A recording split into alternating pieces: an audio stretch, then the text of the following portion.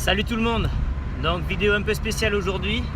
Je vous amène voir Croatie-Espagne à Bordeaux, au Matmut Atlantique, un des stades les plus mythiques d'Europe maintenant. Il y a eu San Siro, il y a eu Bernabeu, le Nou Camp, Anfield, et maintenant il y a le Matmut Atlantique. Ce stade pèse vraiment et je vous le ferai découvrir d'ici quelques heures. Là je vais chercher mon cousin qui a eu les places hier à la dernière minute, et donc ça va être un beau match je pense. Bon, dommage qu'il manque Modric qui est blessé. Je crois qu'Iniesta est au repos pour les huitièmes, mais si la Croatie gagne, elle termine première. L'Espagne de son côté est à 14 matchs d'invincibilité en Euro, donc ils vont vouloir continuer leur série record en cours, donc je pense que ça va être un beau match.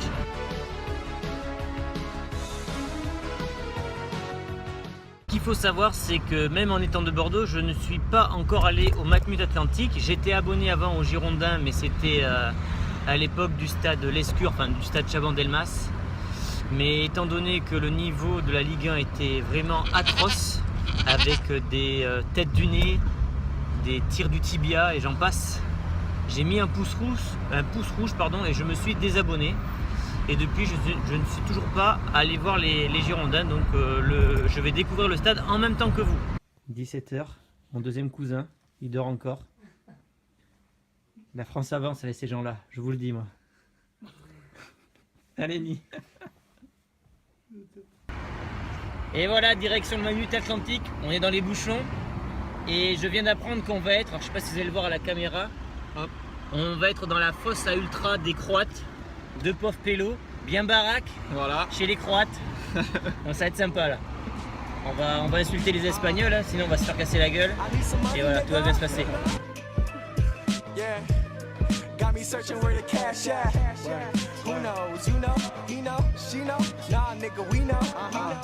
Headed to the top in the fast lane. Ain't shit changed with the last name. Riding through the city with a lot of smoke. Sale is a sale, guess I gotta go. I am not no nigga that they can't get. Là on vient de croiser un mec qui a le maillot du Mexique. Je crois qu'il a pas compris que c'est l'euro. Et voilà, on est arrivé, la pelouse du Matmut Atlantique. Maintenant elle est se placer au milieu des Croates et puis on se retrouve tout de suite. Un forcené croate se serait échappé. Je répète, un forcené croate se serait échappé.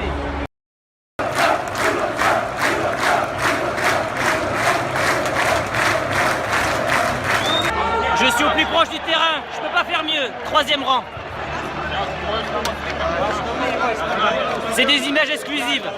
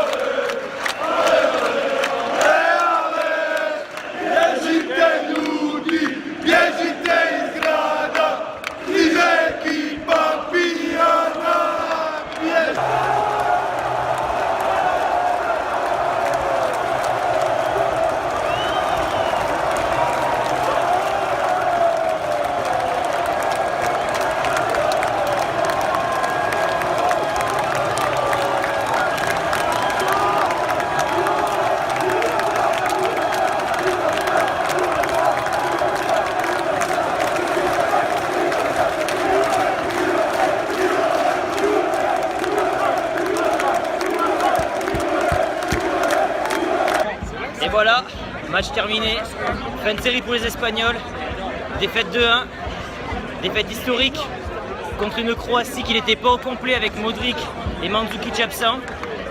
On a assisté à un match extraordinaire. L'Espagne qui a dominé d'abord la première mi-temps et puis la deuxième mi-temps qui a été pour les Croates. Je ferai un petit débrief au calme chez moi. Là on va rentrer tranquillos. Et de retour chez moi, donc je vais faire juste un tout petit débrief sur le match, car il y a deux choses qui m'ont impressionné. Donc tout d'abord côté espagnol en première mi-temps, c'était leur bloc qui était un peu comme un accordéon. Alors je m'explique, c'est qu'en fait il y a 30 mètres d'écart entre l'attaquant et la défense. et ça bouge ensemble, vous voyez, c'est pas statique, donc ça bouge ensemble, ça s'étire, ça revient, ça s'étire, ça revient, donc comme un accordéon.